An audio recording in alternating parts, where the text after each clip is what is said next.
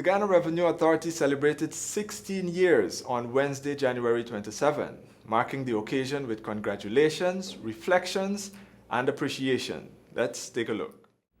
The equipment, valued $6,762 equivalent to 1.5 million Guyana dollars, includes helmets, handcuffs, and gloves, were donated to the GRA's Law Enforcement and Investigation Division to aid its work in its anti-smuggling on land and water, among other duties.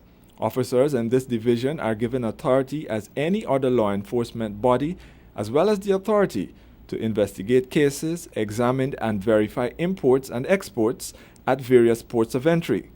The sensitive and oftentimes dangerous nature of their job requires that they be equipped with the arsenal and other necessary tools at all times, as U.S. Ambassador to Guyana Perry Holloway explained.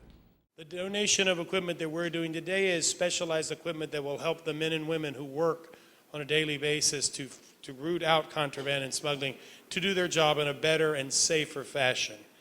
And I think we've been working closely with the GRA for many years on many things, but the USG, or the United States government, is committed to continuing to provide training, technical assistance, and limited equipment to assist the GRA in rooting out corruption, in dealing with financial crimes, and in dealing with smuggling and contraband.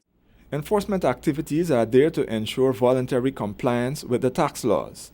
It is the GRA's best recourse when revenue collection does not match levels of economic activity.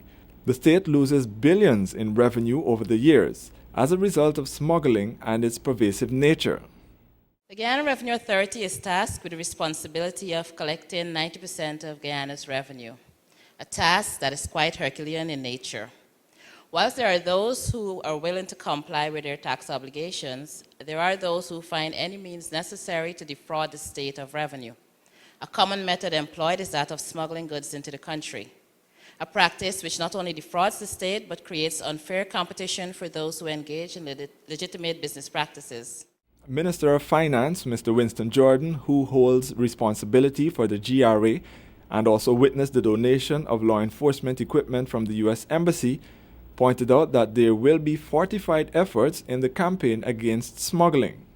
But I can tell you, a number of measures will be announced to strengthen the enforcement of GRA in its ability to collect taxes, especially from those areas that have not attracted attention before, and from those taxpayers who persist in being delinquent. We hope that we can be assisted further in the enforcement. You know, we have very big borders, very porous borders, and I hope we can continue to be assisted in those areas, and also areas of strengthening the management, training, right, and other aspects that will allow this organization to become what I have intended for them. A crucial aspect of the work of the GRA's Law Enforcement and Investigation Division is the reporting on the investigations that lead to the detention or seizure of goods.